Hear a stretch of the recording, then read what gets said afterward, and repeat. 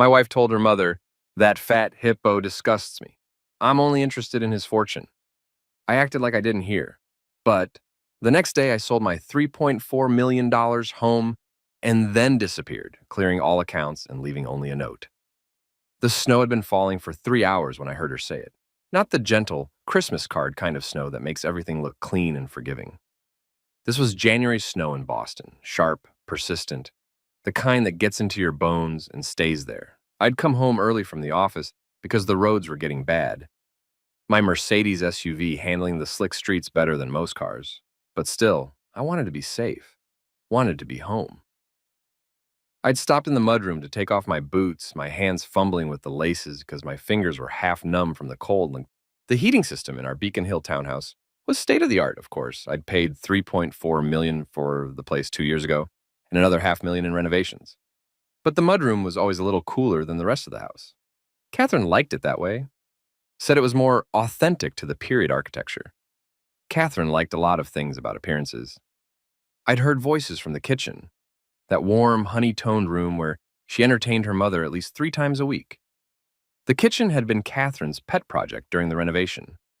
Marble countertops imported from Carrera, custom cabinets that cost more than most people's cars, a La Cornue range that she'd used maybe a dozen times in 2 years.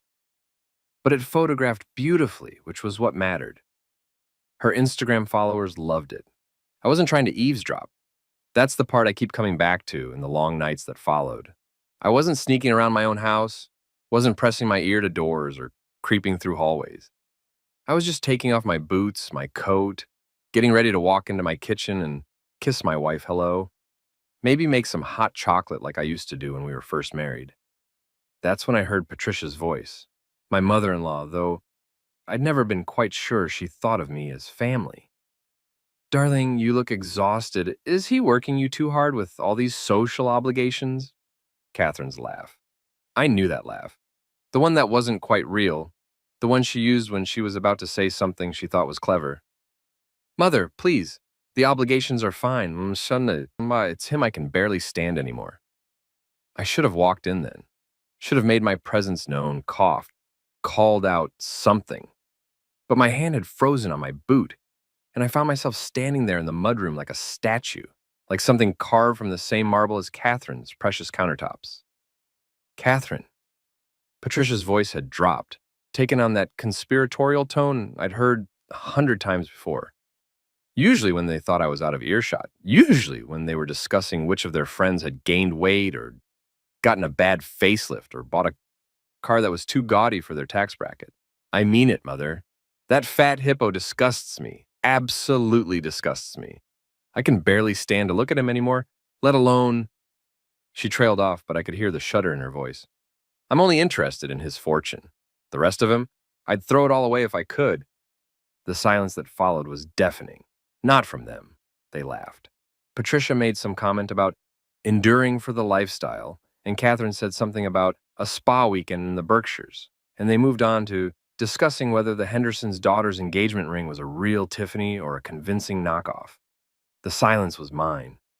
It filled my head like cotton, like that January snow piling up outside until I couldn't hear anything else, couldn't think anything else. Just those words over and over.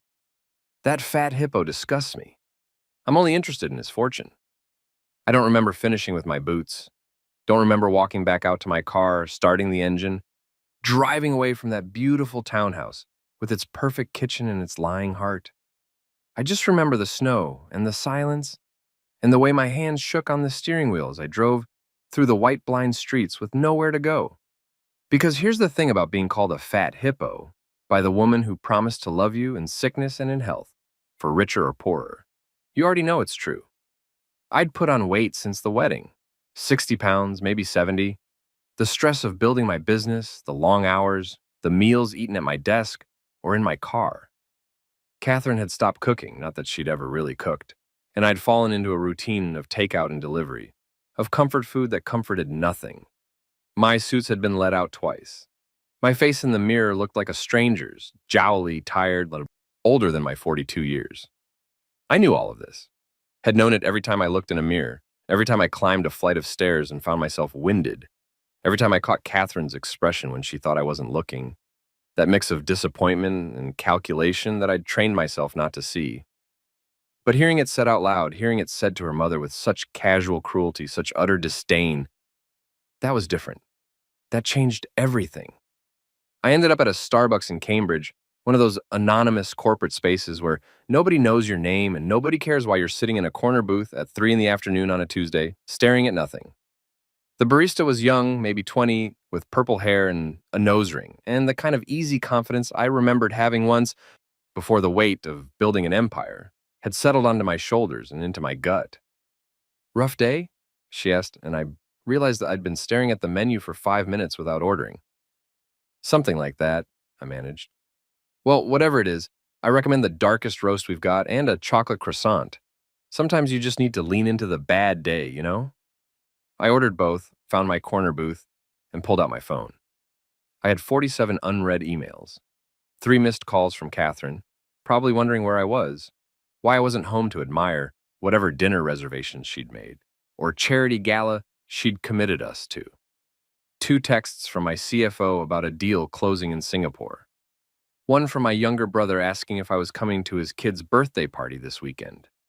I ignored all of them and opened my photos instead.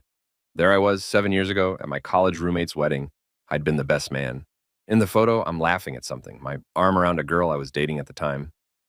Rebecca, I think her name was, or maybe Rachel. I'd been 35, still in the early stages of building my software company, still hungry and lean and full of the kind of naive optimism that comes before success hardens into something else. I weighed maybe 190 in that photo. I ran every morning back then, swam on weekends, played pickup basketball with friends I somehow didn't have time for anymore. I looked happy. I looked like someone who didn't yet know that money could buy you everything except the one thing you actually wanted, someone to love you for who you were, not what you had. I scrolled forward. There, the photo from the month I met Catherine. A charity auction, one of those black tie affairs I'd started attending when my company went public, and suddenly I was on Boston's most eligible lists. She'd been sitting at the table next to mine, a vision in emerald silk, laughing with her friends but watching me over the rim of her champagne glass. I'd thought I was the luckiest man in the world when she gave me her number. In the photo, I looked slightly heavier than the wedding picture, but still fit, still confident, still myself. Then came our engagement photos. I'm noticeably larger here. The first year of dating Catherine had been a whirlwind of fancy restaurants and wine tastings and late nights where I was too tired to go to the gym. But I'm smiling, and she's smiling, and we look like what we were supposed to be. A successful couple, a power couple, the kind of people who appear in the society pages and make other people envious. Our wedding day. I barely recognized myself. Not just because of the weight, though I'd put on another 30 pounds by then, but because of something in my eyes. Something dimmed, something careful. I look like a man who's trying very hard to be who he's supposed to be rather than who he is. And Catherine looks radiant. Of course she does. She'd married well, hadn't she? Married a man worth, I did the mental calculation, probably around $47 million at the time, counting the company valuation, my investment portfolio, the real estate, the trusts. 47 million reasons to smile on your wedding day. 47 million reasons to tolerate a fat hippo. I closed the photos and opened my banking app instead. Some people self-medicate with alcohol or drugs or affairs. I self-medicate with spreadsheets, with the cold comfort of numbers that don't lie, don't pretend, don't call you disgusting while smiling to your face. My personal checking account, 897,000. My savings account, 2.3 million. Investment accounts, 18.7 million in stocks, bonds, and various funds. My retirement accounts, $12 million, the company stock I still held, approximately $28 million at our current valuation. The Beacon Hill townhouse, $3.4 million mortgage paid off. The vacation house in Martha's Vineyard, $2.1 million also paid off. Various other assets, cars, art, jewelry I'd bought for Catherine, the wine collection I'd been building, the boat I'd purchased and used exactly twice. Conservatively, another $1.5 million. Total net worth, approximately $69 million. $69 million. And my wife was only interested in the money. I started laughing, couldn't help it. The sound came out harsh and strange in the quiet Starbucks, and the purple-haired barista glanced over with concern, but I couldn't stop. Because it was so absurd, so perfectly, bitterly absurd. I'd spent my entire adult life building this fortune, working 80-hour weeks, sacrificing everything, my health, my friendships, my happiness, to build something that mattered, something that would last. And I'd ended up married to a woman who looked at me and saw nothing but a fat hippo with a healthy bank account. The laughter died as quickly as it had come, leaving me hollow. I sat there for a long time, watching the snow fall outside the window, watching people hurry past with their heads down and their shoulders hunched against the cold. Regular people, I thought, people with normal jobs and normal marriages and normal problems, people who probably couldn't imagine having $69 million. People who would think I was insane for feeling sorry for myself. And maybe I was. Maybe this was the price of success. Maybe every rich man in history had faced this same calculation. Was she with you for love or for money? And if you couldn't tell the difference, did it even matter? But I could tell the difference now. That fat hippo disgusts me. Oh, I could tell. My phone buzzed. Catherine again. Where are you? Your brother called. Apparently you're supposed to bring wine to the party this weekend? Why didn't you tell me we had plans? I stared at the message for a long moment, then typed back. Sorry, meeting ran long. I'll be home soon. A lie. The first of many I would tell over the next few days. Because sitting there in that anonymous Starbucks, watching the snow fall and feeling the weight of my wife's contempt settle into my bones alongside all the other weight I carried, I made a decision. I wasn't going to confront her. Wasn't going to demand explanations or apologies or couples counseling. I wasn't going to rage or weep or beg her to see me as something other than a disgusting hippo with a useful fortune. I was going to do something else entirely. I was going to disappear.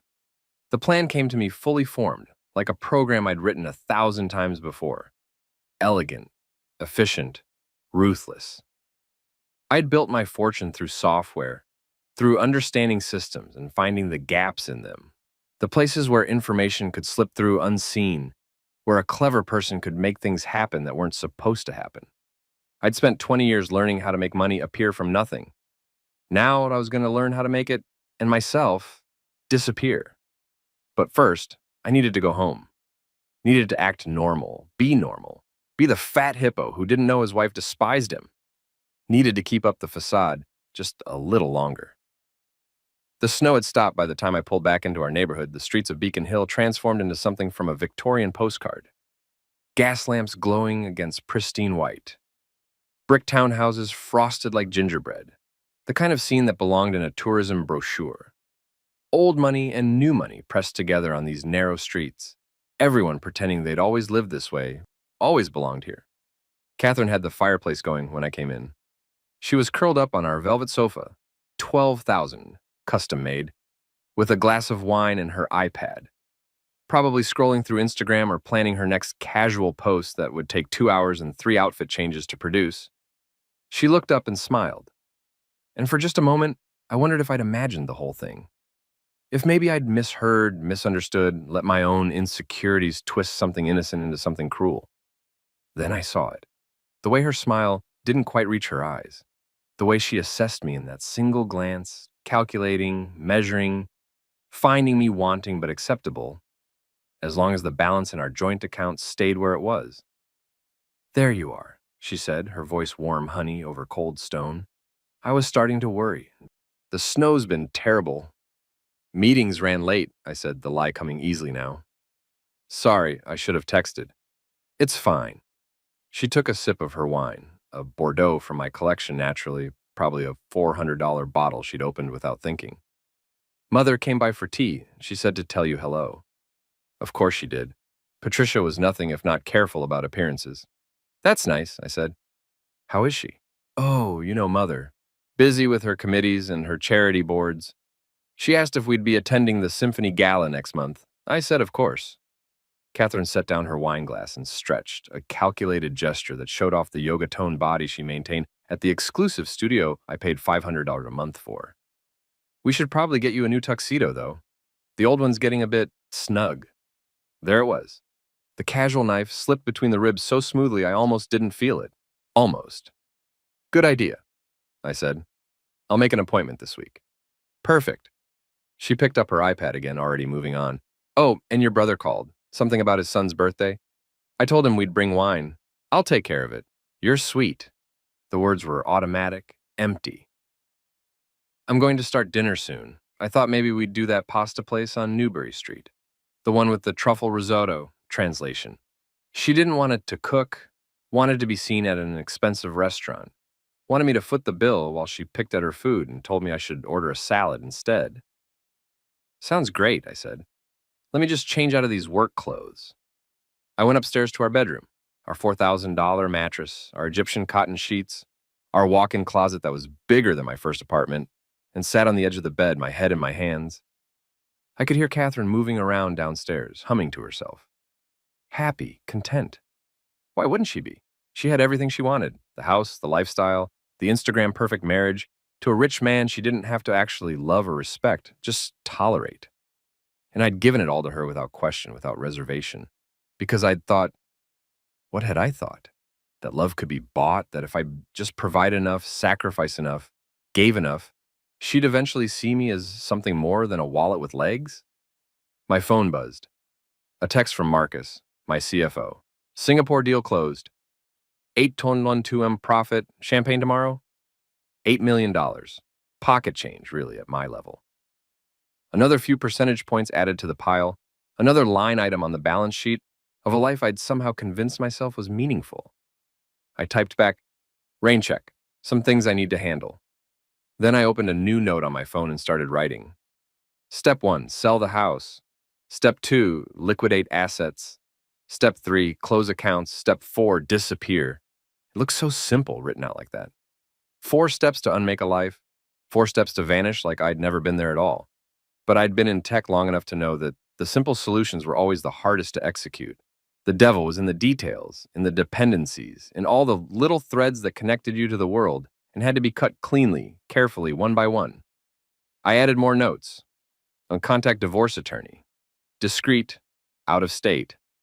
Set up new accounts, offshore, Cayman, Swiss. Transfer company shares to holding company, cancel credit cards, close joint accounts, forward mail to where? Create shell companies for asset transfer, document everything, for legal protection. Timeline, 72 hours, 96. How fast can I move? The businessman in me was already working through the logistics, the sequencing, the optimal path through a complex set of transactions. Because that's what this was, really. Just another deal, another negotiation, another problem to be solved through careful planning and ruthless execution. The only difference was that this time, I was negotiating my way out of my own life. Catherine called up the stairs. Are you ready? I'm starving. 5 minutes, I called back. I looked at myself in the full-length mirror across from our bed. The fat hippo stared back at me, jowly, tired, wearing a $3,000 suit that couldn't hide what I'd become. But behind the weight, behind the exhaustion, I saw something else. Something I'd forgotten was there, buried under all those pounds and all those years of trying to be who Catherine wanted me to be. I saw anger, clean, cold, clarifying anger, and I saw something else, too, the skeleton of the man I used to be. The hungry entrepreneur who'd built a company from nothing, who'd outworked and outsmarted everyone else in his field, who'd made his first million by the time he was 30 because he understood something fundamental about success. You have to be willing to walk away from anything that doesn't serve you. Somewhere along the way, I'd forgotten that lesson. I'd let Catherine and her mother and the weight of trying to belong in their world convince me that I was lucky to be tolerated, lucky to be married to a beautiful woman, lucky to be allowed into the gilded cage of Beacon Hill society. I'd forgotten that I was the one with the power here. I was the one with the money. And money, I was about to remind everyone, could disappear just as easily as it appeared. Coming. I went downstairs to have dinner with my wife. The attorney's office was in Providence, far enough from Boston that I wouldn't risk running into anyone I knew, close enough that I could drive there and back in an afternoon without arousing suspicion. I told Catherine I had meetings with a potential investor. She'd barely looked up from her phone. James Kowalski was old school, wood-paneled office, leather chairs, walls lined with law books that he'd probably actually read. He was in his 60s, with silver hair and sharp eyes, and the kind of reputation that came from 40 years of handling messy divorces for people who had a lot to lose. Mr. Thornton, he said, shaking my hand with a grip that was firm, but not aggressive. Thank you for coming all this way. I understand you have a delicate situation. That's putting it mildly. I'd spent the drive rehearsing what I'd say, how much to reveal. But sitting there in his office, looking at this stranger who would soon know more about my life than most of my friends did, I found myself just saying it straight. I want to divorce my wife. But before I do, I need to make sure she can't touch my assets, any of them. And I need it to happen fast. 72 hours, maybe less. Kowalski didn't blink. I see, and does your wife have any reason to believe this is coming? None. As far as she knows, everything's fine. Prenuptial agreement? Yes, a good one, I thought. Anything acquired before the marriage stays separate, and she gets a flat sum if we divorce, $500,000. That's a solid prenup, Kowalski said. But you want to go further. I want to go nuclear. He leaned back in his chair, steepling his fingers. Tell me what happened. So I did. Told him about the snow, the mudroom, the words I wasn't supposed to hear. Told him about the years of small cruelties I'd ignored. The way Catherine looked at me when she thought I wasn't watching. The marriage that had become a business transaction I was losing money on. When I finished, Kowalski was quiet for a moment. Then he said, Mr. Thornton, I've been practicing family law for 42 years. I've seen every variation of bad marriage you can imagine.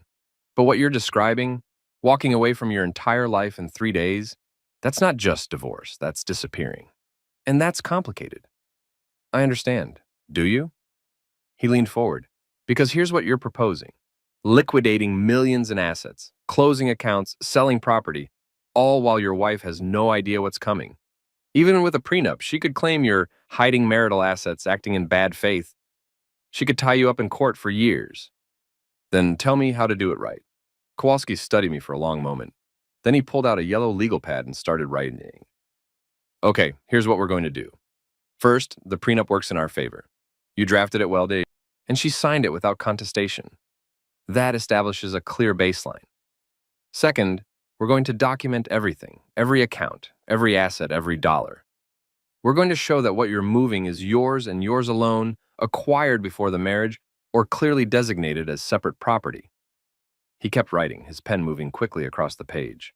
Third, we're going to act fast but not reckless. You don't sell the house in 72 hours. That raises red flags, looks like you're trying to hide assets. But you can list it. You can start the process. You can transfer funds between your own accounts. That's your right. And you can leave. Leave? Physically leave. Move out. File for divorce immediately. Once you've filed, you're within your rights to manage your own finances however you see fit, as long as you're not hiding marital assets or violating court orders. He slid the legal pad across the desk. It was covered in notes, arrows, a flowchart of the next few days of my life. Here's the timeline. Today, Wednesday, we draft the divorce papers. Tomorrow, Thursday, you list the house, transfer your personal funds to separate accounts, document everything. Friday, you serve her with papers and leave. The house is on the market. The assets are yours and clearly documented as separate property, and you're gone before she can file an injunction or motion. And after, you disappear if you want to. You're a wealthy man, Mr. Thornton. You have options, but you do it legally, cleanly, with documentation that shows you acted in good faith. That way, when this eventually ends up in front of a judge, and it will, you are the one who is honest, transparent, careful. You're not the villain hiding assets. You're the man who got out of a bad marriage with what was rightfully his. I looked at the flowchart.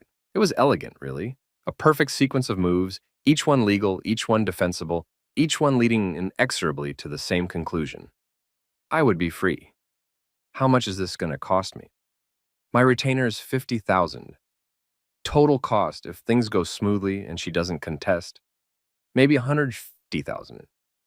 If she fights, could go higher, but Mr. Thornton, he met my eyes. Something tells me money isn't your primary concern here. He was right, of course. What was $150,000? A rounding error. A line item. Less than I'd spent on renovating Catherine's perfect kitchen that she'd never cooked in. One more thing, I said. The note. Note? I'm going to leave her a note explaining. I need to know if that's legally stupid. Kowalski frowned. What kind of note? The truth. What I heard, what I know, why I'm leaving. Can I see it first? I pulled out my phone and opened the draft I'd been working on. It was short, brutal, exactly as long as it needed to be. Catherine, I came home early on Tuesday. I heard what you said to your mother. That fat hippo disgusts me. I'm only interested in his fortune. You were right about one thing. I am interested in my fortune too. So I'm taking it with me. The house is being sold, the accounts are being closed. Everything that's mine, which is everything that matters, is gone. You'll get what the prenup promised. 500,000. That's more than generous for a woman who married a bank account instead of a person. Don't try to find me. There's nothing left to find. David Kowalski read it twice, then looked up at me. It's not illegal. You're not threatening her, not lying, just stating facts. But Mr. Thornton, this is going to hurt her. Good. I mean really hurt her. Publicly, privately. In ways that might matter. I know. I took the phone back. That's the point. He was quiet for a moment, then nodded. Okay, then let's get started. Wednesday night, I couldn't sleep. Lay next to Catherine in our expensive bed, listening to her breathe, wondering if she was dreaming, wondering if she ever dreamed about me, or if I only appeared in her nightmares, the fat hippo she'd chained herself to, the price she paid for her perfect life. I'd always been a good sleeper. One of my talents, actually, the ability to shut off my mind, compartmentalize, rest when rest was needed. But that night, my brain wouldn't stop running through the plan, checking for holes, looking for the place where everything could fall apart. At 3 a.m., I gave up and went downstairs to my office. Catherine wouldn't wake up. She took an Ambien every night. Another expense I covered. Another detail of her life that I'd optimized for her comfort, while she'd optimized me out of her heart. My office was the only room in the house that was truly mine. Catherine had decorated everything else, turned our townhouse into a showcase of her taste, her aesthetic, her vision of what a wealthy couple's home should look like.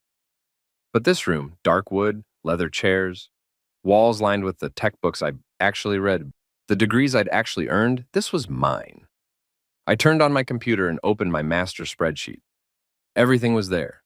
Every account, every investment, every asset, all mapped out with the kind of obsessive detail that had made me rich in the first place. Time to dismantle an empire. I started with the easy stuff, the joint checking account. We kept $50,000 in there for household expenses, bills, the daily minutia of our life together. I transferred $49,000 to my personal account, leaving just enough to cover the utilities and the insurance payment that would auto-draft next week. Catherine wouldn't notice. She never looked at the account, just used her credit card, my credit card, for everything and assumed the money would be there. It would be, for now. Next, the investment accounts. I had 3 different brokerage firms managing different pieces of my portfolio, a deliberate diversification strategy that was about to pay unexpected dividends. I logged into each one and started moving money. $5 million from Goldman Sachs to a new account I'd opened that afternoon at a boutique firm in New York. $7 million from Morgan Stanley to a Schwab account in my name only. $6.7 million from my main Vanguard account to a new offshore holding company I'd registered but in the Cayman Islands. Every transfer was legal, documented, traceable. Every transfer was from my account to my account, my money to my money. Nothing Catherine could claim. Nothing any judge could question. But she'd notice. Eventually, she'd notice that the joint portfolio we discussed over dinner, our investments, our future, was suddenly just mine, moved to accounts she didn't have access to, couldn't monitor, couldn't calculate against. The real estate was trickier. I couldn't just transfer the deed of the Beacon Hill townhouse or the Martha's Vineyard vacation home. They were physical assets, and moving them required more than digital transfers. But I could list them, and I could make sure any proceeds went exactly where I wanted them to go. I emailed my real estate agent, Peter Chen, the guy who'd found me the townhouse in the first place, who specialized in high-end properties and discreet sales. Peter, need to list both properties ASAP. Personal situation, need quick sale. Can you come by tomorrow to discuss? Price to move fast but not distressed. I'll explain in person. He'd respond in the morning with questions, concerns, and the usual agent caution about leaving money on the table. I'd tell him whatever he needed to hear. The important thing was getting the process started, getting the listings active, making it clear that this wasn't hiding assets. This was managing them, selling them, as was my right. By 5 a.m., I'd moved or initiated transfers for $31 million in liquid assets. The rest, my company stock, my retirement accounts, a few investments that were harder to unwind quickly, those would take more time, but the bulk of it, the real money, the fuck you money, that was already gone. Already mine again instead of ours. I made coffee, dark, bitter, the way I used to drink it before Catherine told me I should switch to green tea for my health, and watched the sunrise over Beacon Hill. The snow had melted in places, leaving the streets patchy, no longer picture perfect. More honest, somehow. More real. Catherine came downstairs at 7:30, already dressed for her morning Pilates class, her face carefully made up even though she was just going to sweat it off. She kissed my cheek, dry, perfunctory, and poured herself coffee from the pot I'd made. "You're up early," she said. "Couldn't sleep, big day." "The investor meeting?" Among other things. She checked her phone, scrolling through something. "Mother wants to know if we can do dinner Friday night. That new French place in the Back Bay? Friday." The day I'd be serving her with divorce papers and walking out the door. "I might have to work late Friday," I said. "Tell her maybe next week." "You always have to work late." There it was again, that edge of complaint, of resentment for the job that paid for her Pilates and her French restaurants and her perfect life. "Sometimes I feel like I barely see you." Good, I thought. You won't have to see me at all soon. "I'll make it up to you," I said. "How about Saturday? We could drive out to the Vineyard House, spend the weekend, get away from the city." Her face lit up. The real smile, the one I'd fallen in love with before I'd realized it only appeared when I was offering her something she wanted. "Really? That would be amazing. It's been forever since we went out there." "Perfect. I'll arrange everything." A lie. The Vineyard House would be listed by then and I'd be gone. But she didn't need to know that yet. Didn't need to know that the man making her coffee, planning their weekend, kissing her goodbye as she left for Pilates, that man was already gone, already disappeared. He'd just left his body behind for a few more days. Peter Chen arrived at 10 a.m. sharp, carrying his iPad and his tablet and that particular energy that real estate agents have. Optimistic, aggressive, convinced that every property is a gold mine waiting for the right buyer. "David, good to see you." He shook my hand, then looked around the foyer with the professional eye of someone who spends their life evaluating spaces. "The house looks fantastic. You've really maintained it beautifully." "Catherine's done a lot with it," I said, which was true. She'd done everything with it except actually live in it, like a person instead of a set designer. We sat in the living room, more velvet, more antiques, and more evidence of Catherine's expensive taste, and Peter pulled up comps on his iPad. "So you mentioned you need to move quickly. Can I ask what's driving this?" Usually when clients sell a property like this, it's either they're upgrading, relocating, or... He trailed off, too polite to finish the sentence. "Or divorcing." "Personal circumstances," I said. "I need to liquidate some assets, and the house is part of that. I'm thinking 45-day close, if possible, maybe 60. Can we make that happen?" Peter nodded slowly. "We can. But David, I have to be honest. The market's good right now, but it's not crazy. You bought this place for $3.4 million. With the renovations you've done, I'd say it's worth 4.2. There's maybe 4.3 in a perfect sale. But if you need to move in 45 days, we're probably looking at 3.9, maybe $4 million. You're leaving money on the table. How much is time worth? What? How much is it worth to me to have this done, closed money in hand in 45 days instead of 120? Peter calculated. Maybe $200,000, $300,000. Then it's worth it.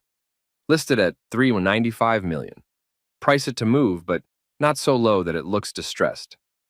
I want serious buyers, cash buyers if possible, people who can close fast. Okay. He made notes on his iPad. And the vineyard property? Same thing, what's that worth? You paid $2.1 million 3 years ago, and the vineyard market's been hot. I'd say 2.6, maybe 2.7 million. With a fast sale, he calculated, $2.4 million in 45-day close. Do it. Peter looked up from his iPad. David, that's $6.4 million on real estate you're selling at probably $500,000 below optimal value. I need to ask, are you sure about this?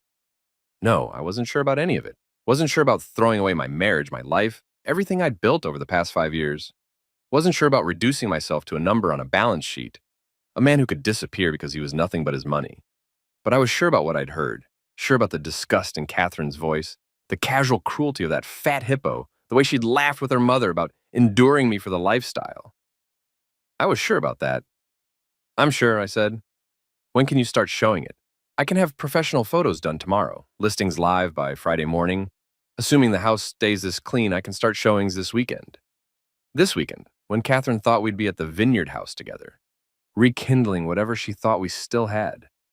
This weekend, when I'd already begun. Perfect, I said. One more thing, I need all proceeds to go directly to my personal account, not the joint account. Can you set that up with title? Of course. Is Catherine... He stopped himself. Does your wife know about the sale? She will, I said. Soon enough. After Peter left, I spent the afternoon on the phone with my attorneys, not just Kowalski, but my corporate lawyers, my tax lawyers, everyone who'd helped me build this fortress of money and who would now help me tear it down. The company was the complicated part. I'd founded it 15 years ago, taken it public 8 years ago, and still owned about 18% of the stock, worth roughly $28 million at current trading prices. Catherine had no claim to it under the prenup, acquired before marriage, clearly separate property.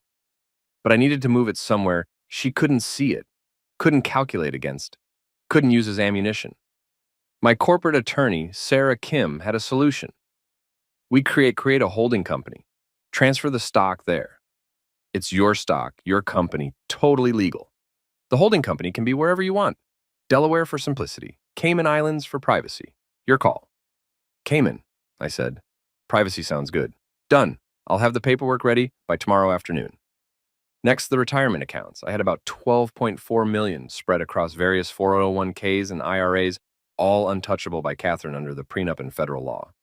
But I wanted them moved, restructured, placed with different custodians so they couldn't be tracked easily. My financial advisor, James Park, walked me through it. We can transfer these to new custodians, new accounts. It'll take a few weeks for everything to settle, but we can initiate the transfers now. Is this about... I'm sorry, I have to ask. Is this about the divorce? Everyone was asking. Everyone could see what was happening, even if they didn't understand why. Yes, I said, and I need everything done fast, but done right, and no mistakes, no openings for anyone to claim I'm hiding assets or acting in bad faith. Understood. David, for what it's worth, I've been your advisor for 10 years. I've watched you build this. Whatever happened, I'm sorry. I wasn't sorry, not anymore. I was just tired of being the fat hippo in someone else's story. By 6 p.m., I'd initiated or scheduled transfers for another $19 million. The total was now over $50 million, more than 70% of my liquid net worth, either moved or in motion, flowing from accounts Catherine knew about to accounts she didn't, from our life together to my life apart. She came home at 7 carrying shopping bags from Newbury Street. More clothes, probably. More things she didn't need, bought with money she didn't earn. Successful day? I asked. Very. I found the most amazing dress for the Symphony Gala. You're gonna love it. She kissed my cheek, the same dry, perfunctory kiss as this morning, and started unpacking her bags. Oh, and I ran into Melissa Hartwell. She said they just bought a place in Provence. Can you imagine a vacation home in France? Sounds nice. It sounds expensive, Catherine said, but her tone made it clear she thought expensive was wonderful, aspirational, something we should be doing. Maybe we should think about it. An international property? I've always loved France.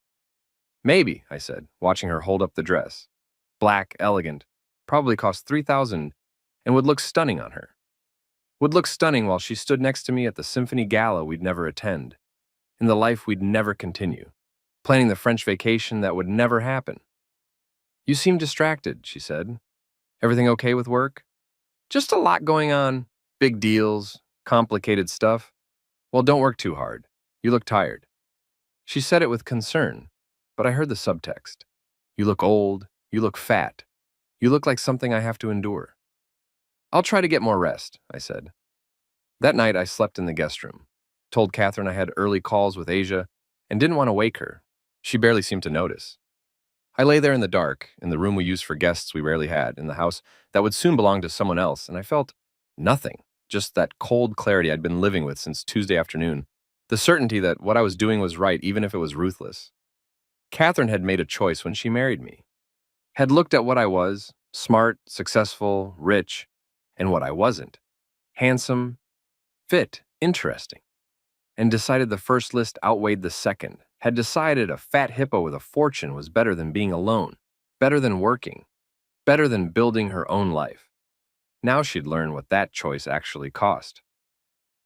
Friday morning arrived with crisp winter sunlight, the kind that makes everything look sharp and defined.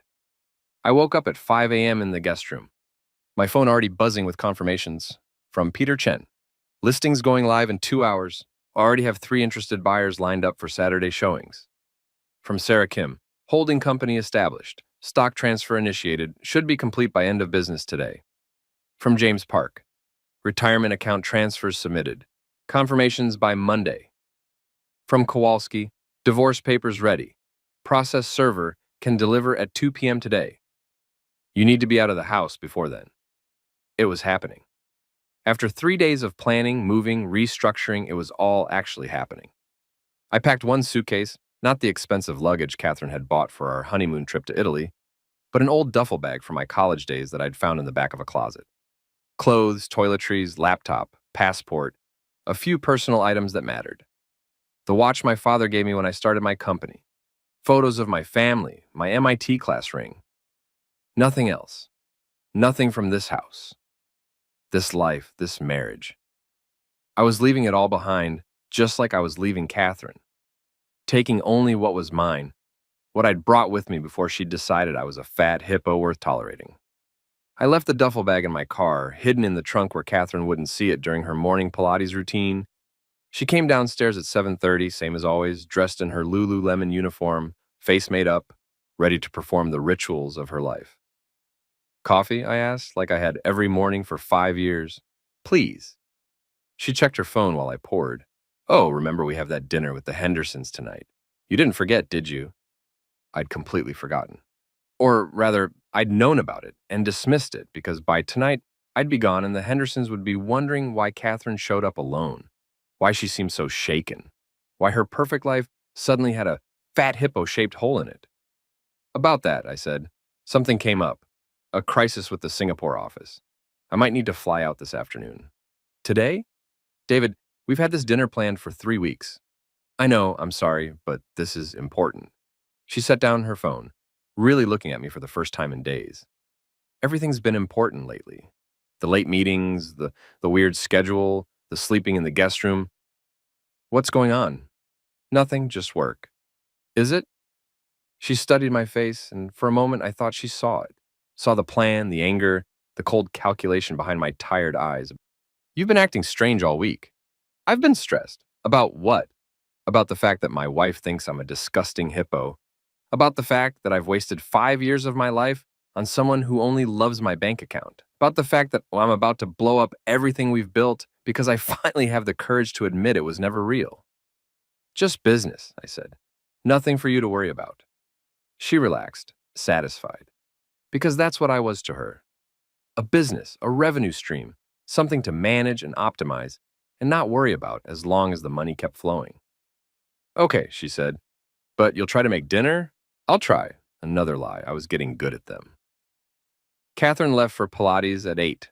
I watched from the window as she got into her Range Rover, another $90,000 expense I'd barely blinked at, and drove away. She'd be gone for 2 hours. Pilates, then coffee with friends, then probably some shopping. 2 hours to do what needed to be done. I went to my office and opened the safe hidden behind my bookshelf. Inside were documents, files, backups of everything. Corporate records, investment statements, tax returns, prenup agreements. I took it all, loaded it into a box, carried it out to my car. Then I wrote the note. I'd been drafting it in my head for 3 days, refining it, making it perfect. It needed to be devastating but not cruel. Honest, but not vindictive. It needed to hurt exactly as much as being called a fat hippo had hurt, but with the precision of truth rather than the sloppiness of emotion. I wrote it by hand on good paper with my fountain pen. Made it feel important, permanent. Made it feel like the ending it was. Catherine. I came home early on Tuesday. I heard what you said to your mother in the kitchen. Every word. That fat hippo disgusts me. I'm only interested in his fortune. You were right about one thing. The fortune is interesting. Interesting enough that I'm taking it with me. By the time you read this, the house will be listed for sale. The Martha's Vineyard property, too. All of our accounts, correction, all of my accounts, have been closed or transferred. Everything that's mine, which is everything that matters, is gone. You'll get what the prenup promised, 500,000. That's more than fair for 5 years of pretending to love me while you counted my money and critiqued my weight. I'm not angry. I'm just done. Done being the joke you tell your mother over tea. Done being the disgusting hippo you endure for the lifestyle. Done pretending that what we had was a marriage instead of a transaction. You wanted my fortune? Congratulations. You get to keep $500,000 of it. The remaining $68.5 million is coming with me. Don't try to find me. I've made sure there's nothing left to find. Consider this my gift to you. The truth you never had the courage to tell me to my face. David, I read it 3 times, checking for errors, for weaknesses, for anything Catherine could use against me. It was clean, factual, devastating, perfect. I sealed it in an envelope and left it on the kitchen counter, propped against the coffee maker where she'd find it as soon as she got home. Then I walked through the house one last time. The living room with its velvet sofas and curated art. The dining room where we'd hosted dinner parties for Catherine's friends. People who looked at me the same way she did. As a necessary accessory, useful but not desirable. The kitchen with its marble countertops and its La Cornue range. The room where I'd heard my wife destroy our marriage in a single sentence. I felt nothing. No nostalgia, no regret, no attachment to any of it. It was just stuff. Expensive stuff. Beautiful stuff. But still just stuff. And stuff could be replaced. Just like a fat hippo could be replaced once his fortune disappeared. My car was in the garage, engine running, trunk loaded with the one bag I was taking, and the box of documents I'd need. The process server would arrive at 2 p.m. to deliver the divorce papers. Catherine would get home around 11 a.m., find the note, call me, I wouldn't answer, call her mother, who would be just as shocked, call her friends, who would sympathize but secretly judge her for losing such a lucrative husband. And I'd be gone. I'd already checked into a hotel under a different name, paid cash for a week. After that, I hadn't decided yet. Maybe New York, maybe California, maybe somewhere international, somewhere warm, somewhere I could rebuild myself into something other than a disgusting hippo with a useful bank account. Somewhere I could be just me. I backed out of the garage at 10:47 a.m. The morning was bright and cold, the kind of day that makes Boston look like a postcard. I drove slowly down our street, past the other townhouses with their other perfect families and their other curated lives, past the cafe where Catherine got her lattes, past the park where we used to walk on Sunday mornings before I got too fat and she got too busy. I didn't look back. At exactly 11:23 a.m., my phone started ringing. Catherine. I let it go to voicemail. Then another call, her mother, voicemail. Then texts started flooding in. Catherine. What the fuck, David? Catherine. What is this note? Catherine. Call me right now. Catherine. This isn't funny. Catherine. David, answer your phone. I turned off my phone. At 2:14 p.m., Kowalski texted me from a different number. I'd given him my new phone. Paper served. She's been notified. You're officially in process. How are you holding up? I texted back. Fine. What happens next? Now we wait. She'll respond, probably with her own attorney. The prenup is solid, so unless she wants to spend a fortune fighting for more than she's entitled to, this should be straightforward. The house sales will take a few weeks to close, but everything else is done. You're free, Mr. Thornton. Free. I sat in my hotel room, a generic suite in Cambridge, far enough from Beacon Hill that I wouldn't accidentally run into anyone I knew, and thought about that word, free. I'd been chasing freedom my whole life. Freedom from poverty. My parents had struggled and I'd promised myself I'd never struggle. Freedom from mediocrity. I'd built a company that mattered, that changed things. Freedom from obscurity. I'd made my fortune, made my name, made myself into someone who couldn't be ignored. But I'd never had freedom from loneliness. From the fear that no one would love me unless I was successful enough, rich enough, good enough. From the suspicion that Catherine had confirmed that I was only valuable for what I had, not who I was. That's what the wait had been about, really. Not stress, not long hours, not takeout inconvenience. The wait had been armor, insulation, a test. Would anyone love me like this? Would anyone see past the successful exterior to the person underneath and decide he was worth knowing? Catherine had answered that question, definitively. And now I was free to ask a different question. Who was I without her? Without the marriage, the house, the life I'd built to prove I deserved to be loved. I had 69 million to figure it out. Dr. Chen had asked me in our last session if I felt like I'd gotten revenge. Is that what you think this is? I'd asked. Revenge? I think you left your wife a note designed to hurt her as much as she hurt you. I think you dismantled your shared life in a way that maximized her loss and your freedom. I think you disappeared specifically so she couldn't respond, couldn't fight back, couldn't do anything but sit with the consequences of what she said. She'd paused, then added, "That sounds like revenge to me." And she wasn't wrong. I'd be lying if I said there wasn't satisfaction in knowing Catherine had come home to that note, had read my words with the same sick shock I'd felt standing in the mudroom, had felt the ground drop out from under her perfect life the way mine had dropped out from under me. But it was more than revenge. It was correction, an accounting, a balancing of the books. Catherine had married me under false pretenses, had promised to love me, honor me, cherish me, and then privately mocked me, used me, tolerated me for my money while finding me disgusting as a person. That was fraud. Emotional fraud, maybe, but fraud nonetheless. And I'd simply enforced the contract she'd actually signed. The prenup that said if our marriage ended, she got $500,000 and nothing more. Was it revenge that she'd expected more?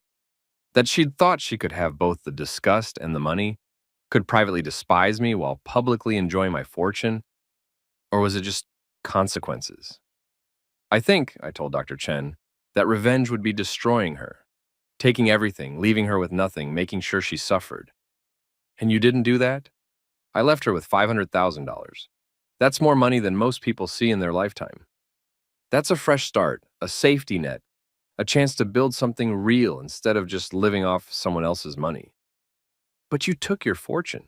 It was my fortune. It was always my fortune. She didn't build it, didn't earn it, didn't contribute to it in any meaningful way. She just existed next to it like a parasite. And when I found out she was only interested in the money, I removed the money.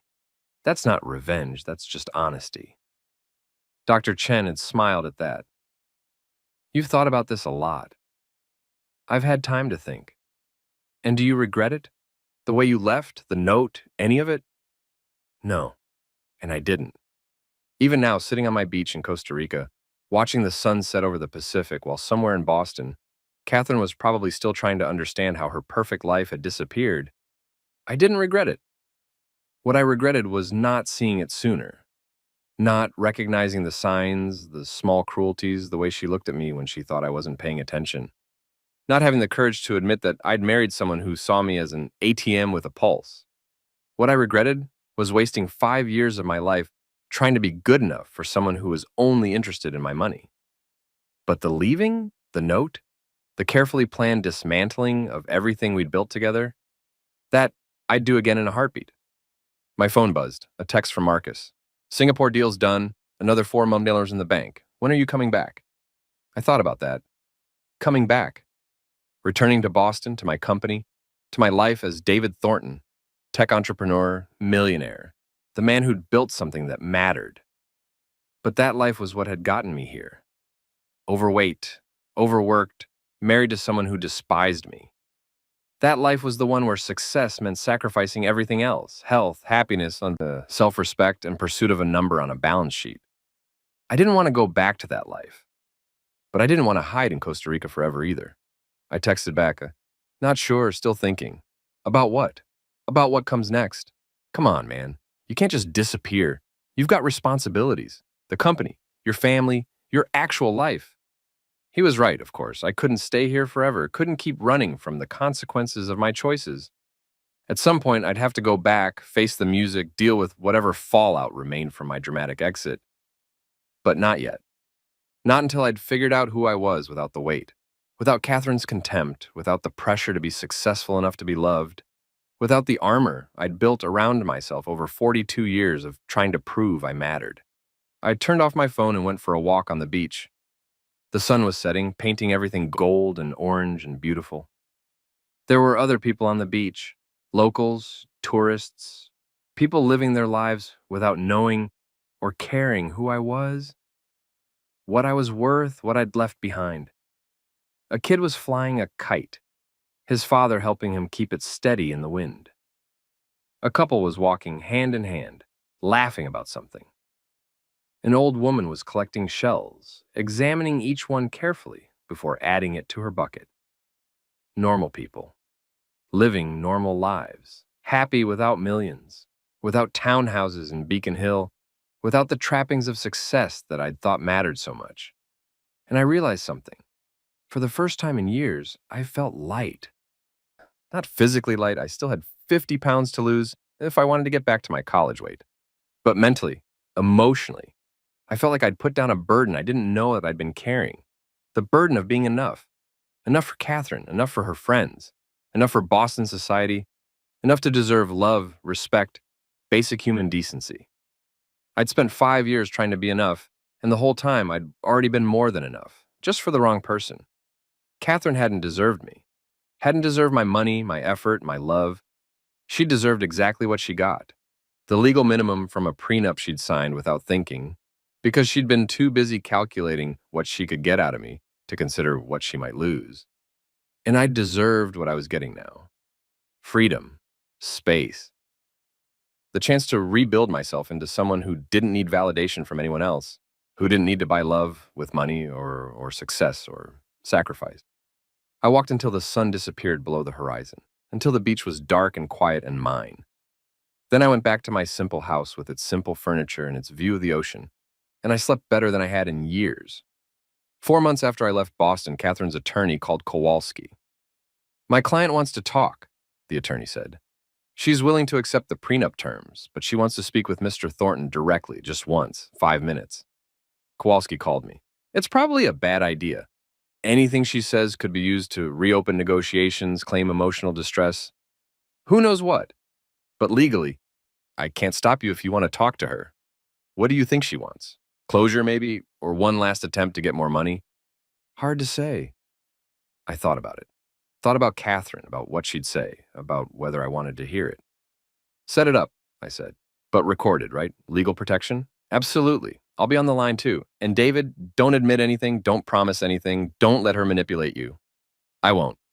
The call was scheduled for Thursday at 2 p.m. Costa Rica time. I was nervous in a way I hadn't been since the day I'd left the note and driven away. What could Catherine possibly say to me now? What was left to say? At 2 p.m. exactly, my phone rang. "Mr. Thornton," Kowalski said, "I have Catherine and her attorney on the line. Everything is being recorded per your agreement. You can begin." Silence for a moment. Then Catherine's voice, and it was wrong somehow. Smaller, shakier, not the confident tone I remembered.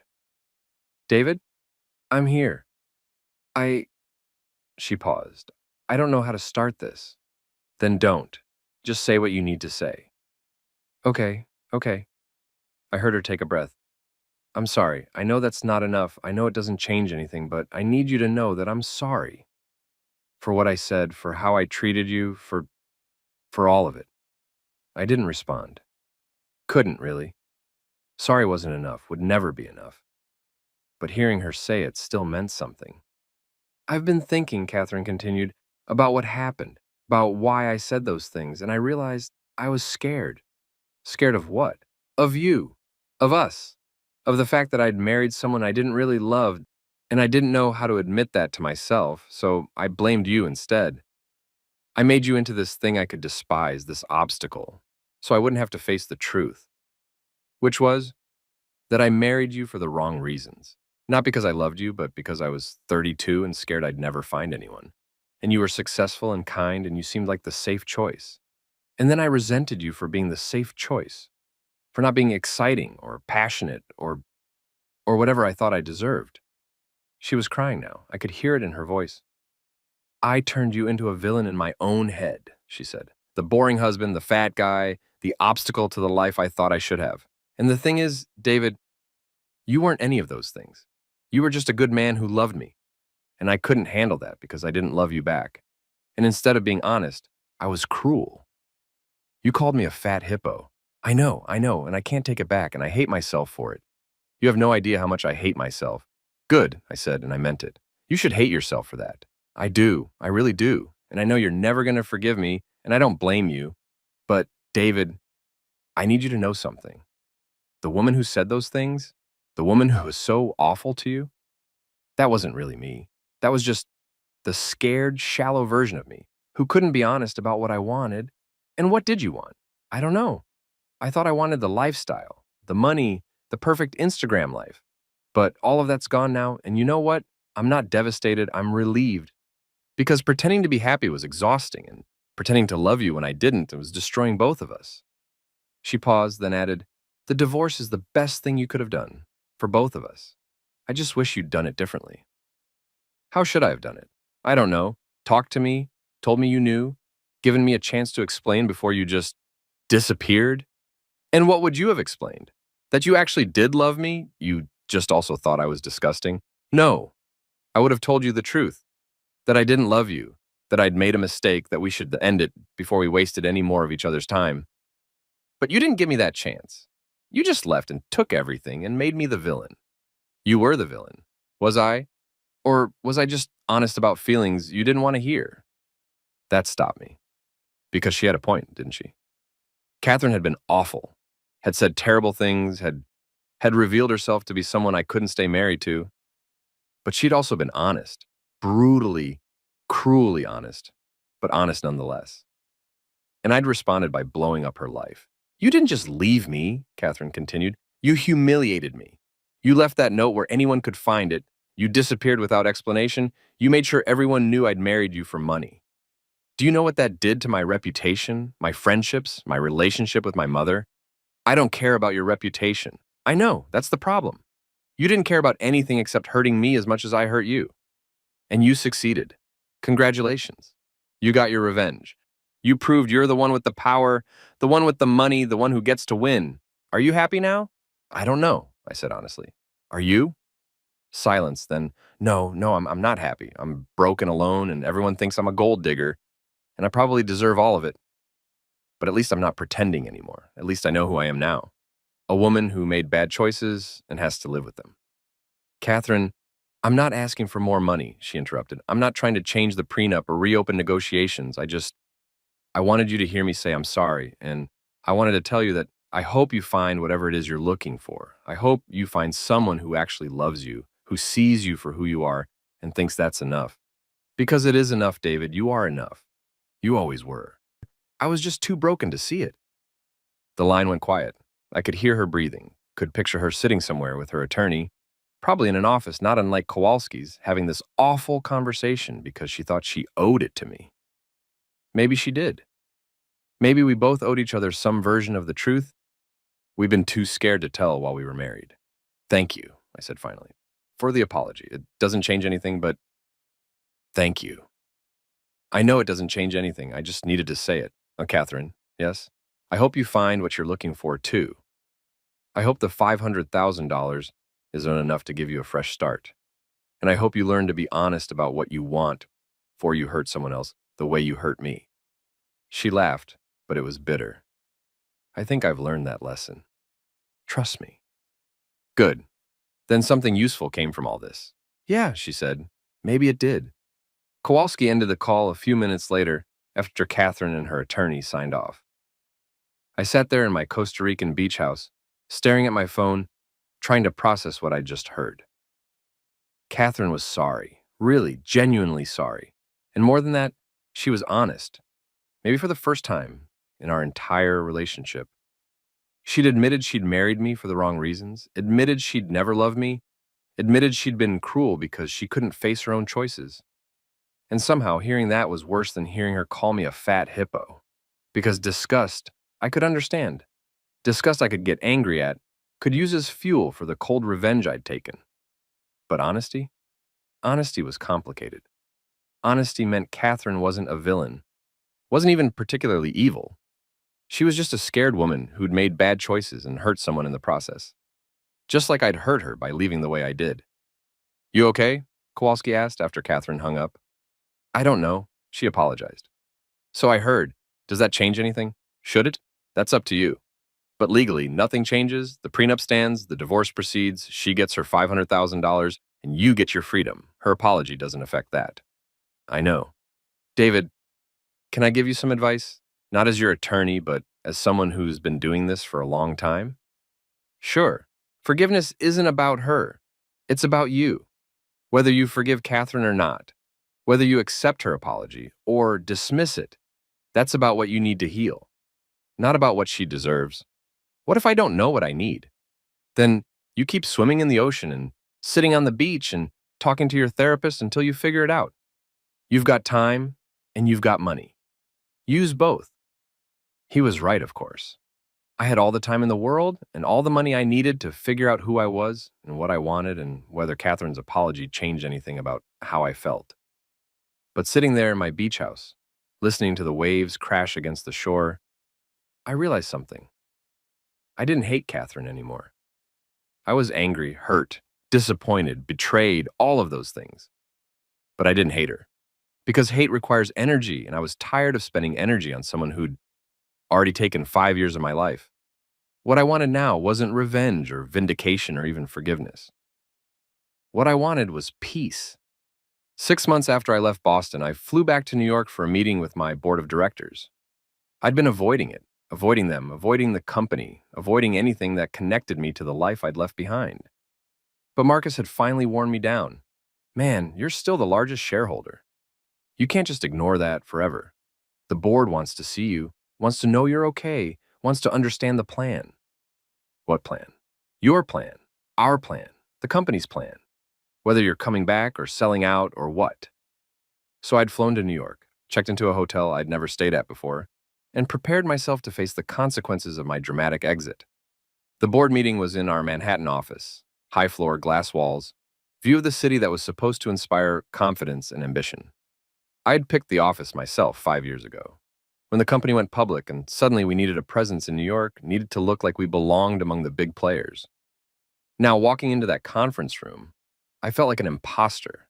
Not because of the company. I'd built that, earned my place there, knew the business better than anyone, but because the person who'd chosen this office, who'd cared about appearances and belonging and proving he deserved a seat at the table, that person was gone. The board stood when I walked in. 9 people, 7 men, 2 women, all of them successful, all of them. People I'd personally recruited or approved over the years. My CFO, Marcus. My CTO, Jennifer. 5 independent directors. 2 venture capital partners who'd invested early. They were looking at me like I was a stranger. To be fair, I probably looked like one. I'd lost 40 pounds since January. My hair was longer, grayer, untamed by the expensive barber I used to see every 2 weeks. I was wearing jeans and a button-down shirt instead of my usual suit. I looked, Marcus had told me on the phone, like a completely different person. David, Jennifer said, and I heard the relief in her voice. It's good to see you. Good to see you too, and we sat. There was an awkward silence while everyone figured out how to start this conversation. Finally, Marcus took charge. Look, let's just be direct. David, you disappeared 6 months ago. You sold your house, filed for divorce, and dropped off the grid. You've missed 3 board meetings, you haven't been involved in any major decisions, and frankly, we've all been worried sick. I'm sorry, I said one. I had to deal with some personal things. We know about the divorce, Jennifer said gently. Marcus told us. We're sorry. Don't be, it was the right move.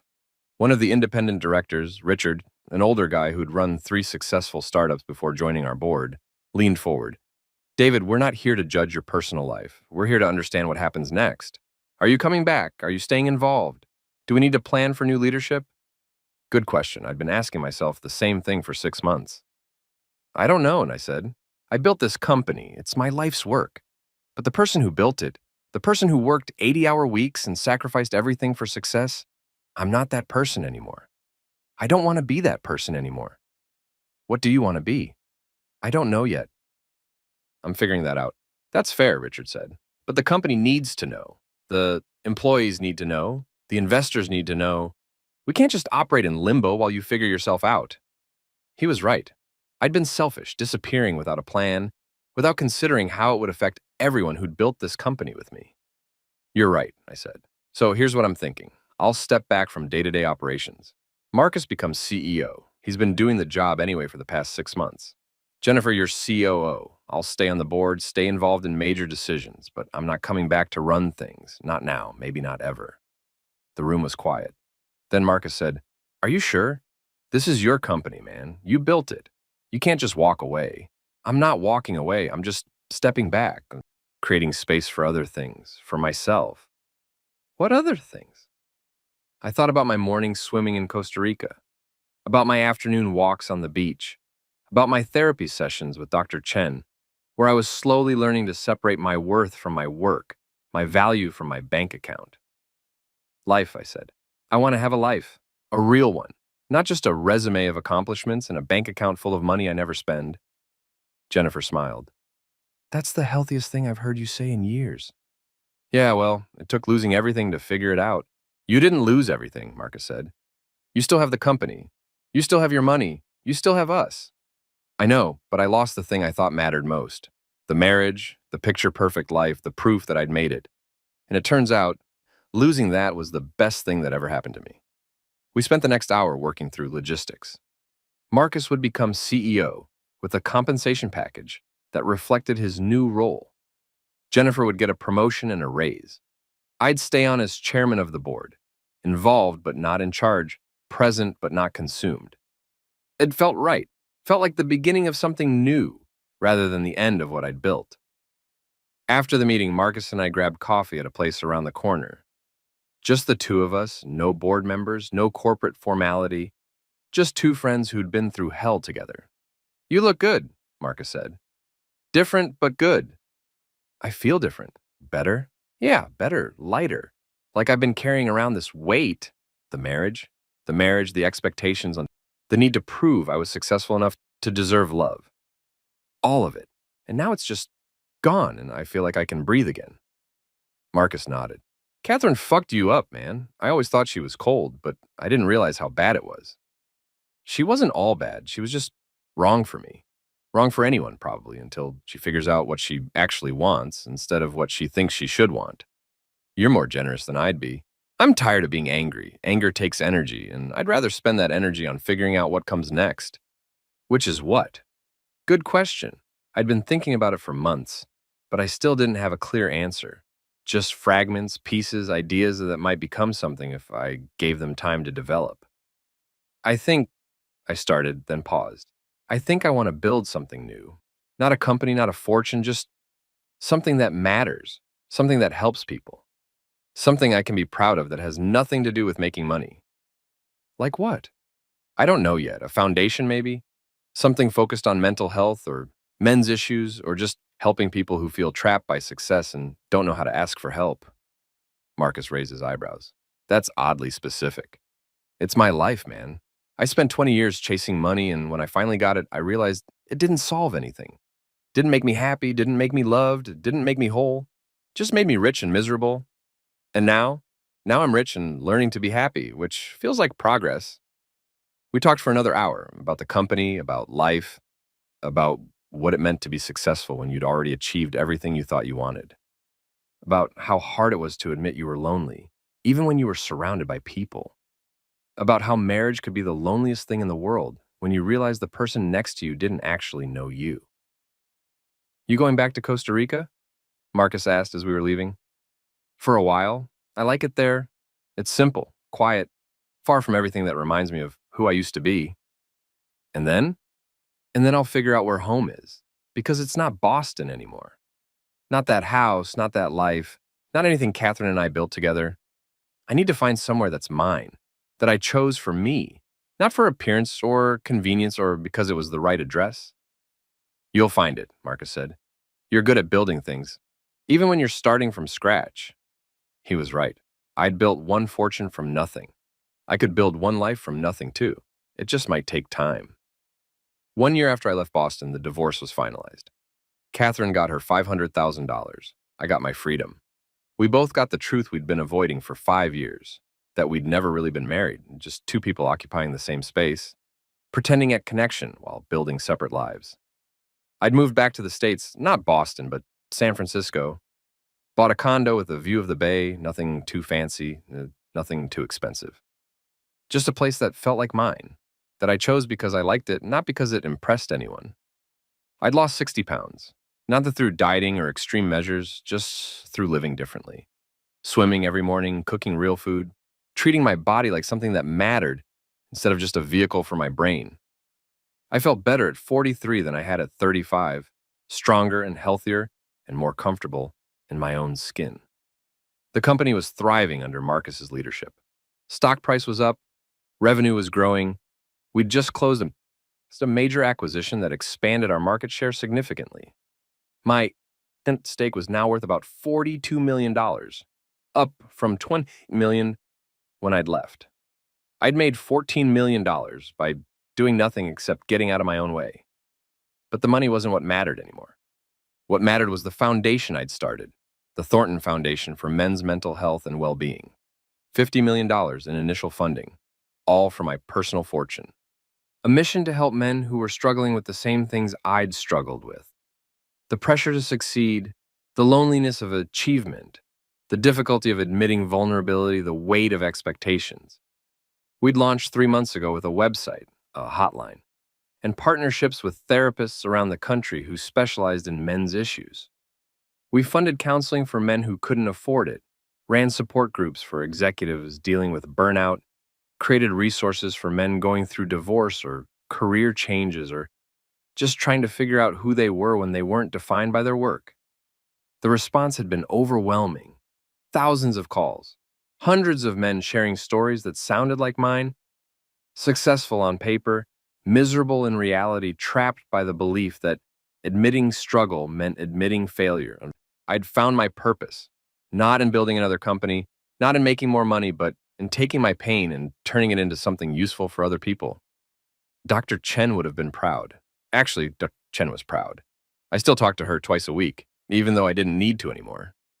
The therapy had evolved into something else, strategic thinking about the foundation, philosophical discussions about masculinity and success, explorations of what it meant to build a life that mattered.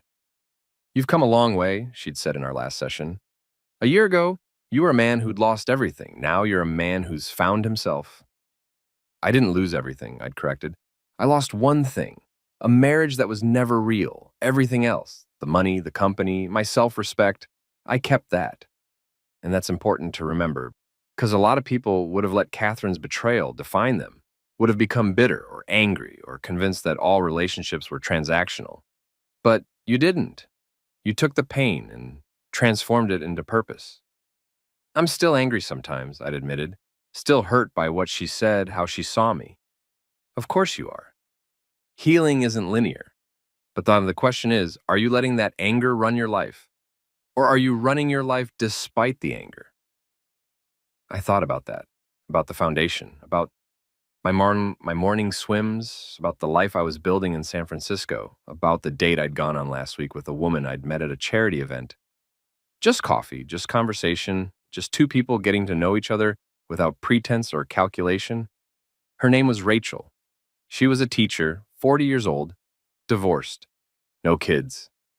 She'd laughed when I told her about the foundation, said it was the sexiest thing she'd ever heard. A rich guy using his money to help people instead of just buying more stuff. We'd talked for 3 hours about books, about life, about what it meant to start over in your 40s. She'd asked about my divorce, and I told her the basics, not the details, not the fat hippo comment, just that we'd grown apart and wanted different things. "That must have been hard," she'd said. It was, but it was also necessary. I was trying to be someone I wasn't, and it nearly destroyed me. And now I'm just trying to be myself, whoever that is. She'd smiled. "I think that's brave." We were going out again this weekend. Dinner, nothing fancy. Just a chance to see if the connection we'd felt over coffee was real or just the excitement of meeting someone new. I didn't know what would happen. Didn't know if Rachel and I would work out. Didn't know if I was ready for another relationship. Didn't know if I'd ever be able to trust someone the way I'd trusted Catherine. But I was willing to try, willing to be vulnerable again, to risk getting hurt again, to believe that not everyone was like Catherine, that love wasn't always transactional, that I was enough just as I was. That felt like progress. My phone buzzed. A text from my brother. "Mom wants to know if you're coming for Thanksgiving. She's worried about you being alone. I smiled. I wouldn't be alone.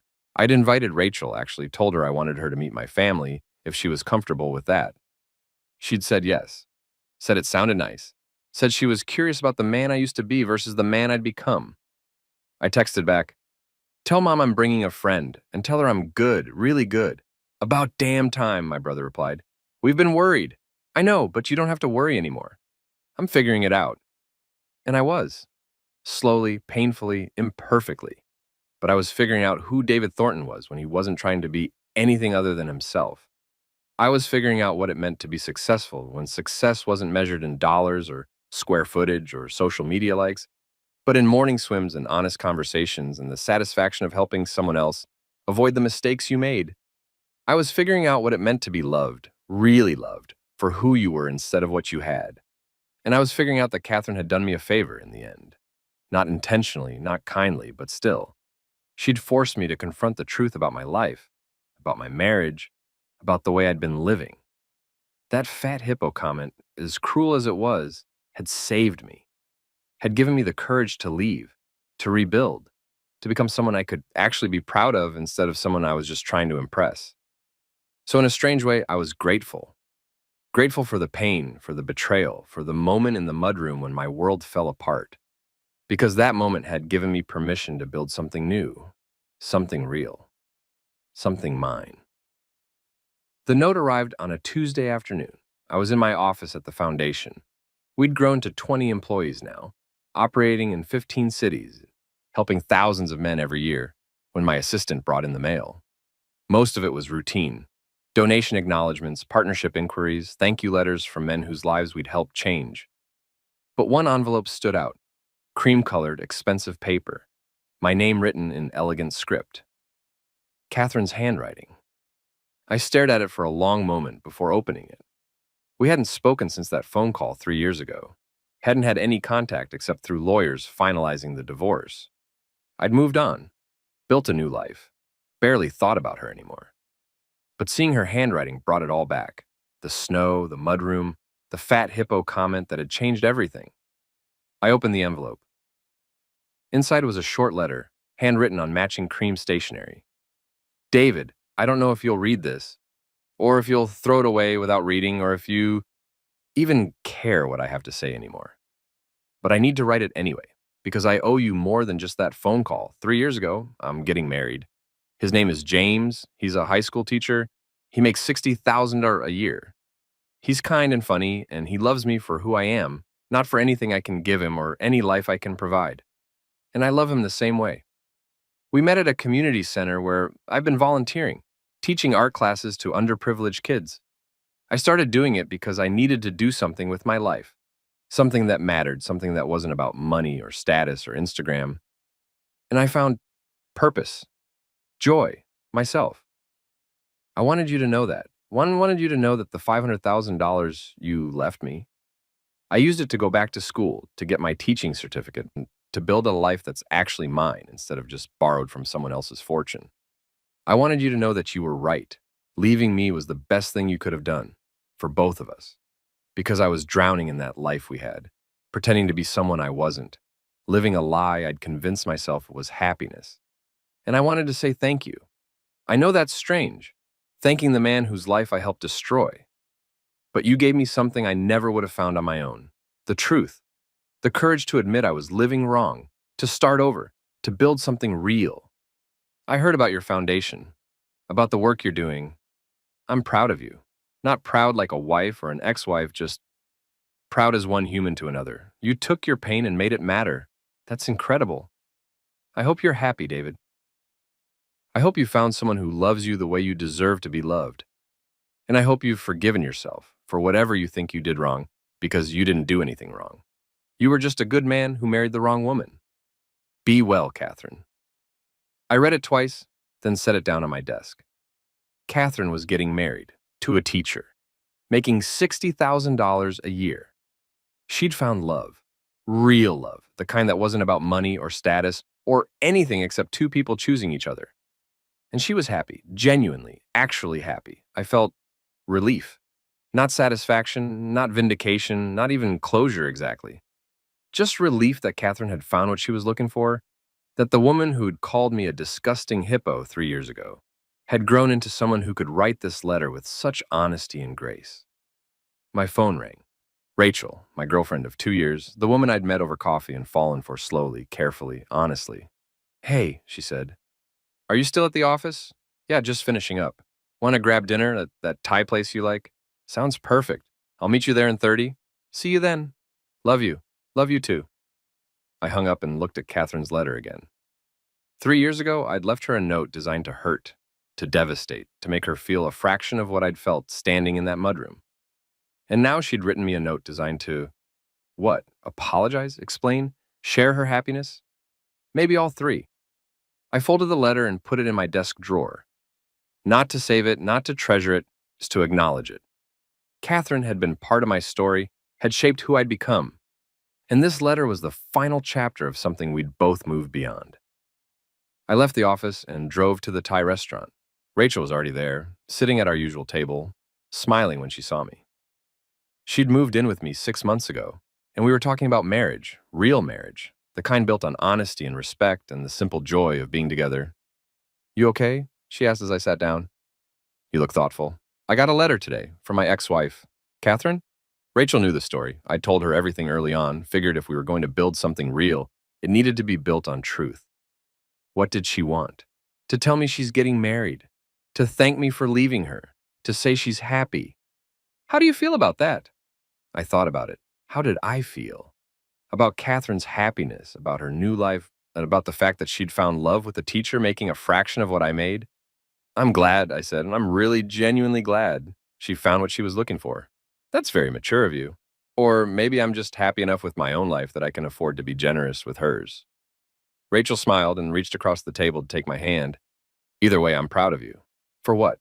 For being the kind of man who can get a letter from his ex-wife and feel glad instead of bitter.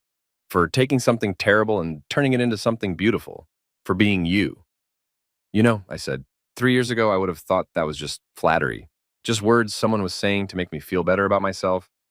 But now I think I actually believe it. I think I'm actually becoming someone worth being proud of. You've always been that person, David. You just couldn't see it. Maybe she was right. Maybe I'd always been enough, always been worthy, always been someone who deserved love and respect and basic human decency. I just needed to lose everything to figure that out. We had dinner, green curry and pad thai and spring rolls we shared between us, and talked about our weekend plans, about the Foundation's new partnership with a veterans organization, about the trip to Italy we were planning for next month. We talked about everything except Catherine, except the past, except the man I used to be. Because that man was gone. He'd disappeared 3 years ago on a snowy Tuesday afternoon, standing in a mudroom, hearing words that destroyed one life and created another. And in his place was someone new. Someone lighter, happier, more honest. Someone who swam every morning and ran a foundation and loved a woman who loved him back. Someone who'd learned that the best revenge wasn't taking everything and disappearing. It was building something better. Later that night, lying in bed with Rachel asleep beside me, I thought about Catherine's letter, about her happiness, her new life, her teaching job, and her fiancé who made $60,000 a year, about the fact that she'd found love by walking away from money, just like I had. And I realized something. We'd both been saved by that moment in the mudroom. Both freed by the truth neither of us had wanted to admit. Both given a chance to start over, to build real lives instead of just performing the roles we thought we were supposed to play. And Catherine had called me a fat hippo, had said I disgusted her, had reduced 5 years of marriage to a cruel punchline, shared over tea with her mother. And I'd responded by taking everything and leaving nothing but a note and a prenup, and the truth she couldn't deny. We'd both been cruel. We'd both been hurt. We'd both made mistakes, but we'd both survived, both grown, both found our way to something better than what we'd had together. That was enough. More than enough. That was everything. I closed my eyes and fell asleep, peaceful and light and free. The fat hippo had finally learned to swim.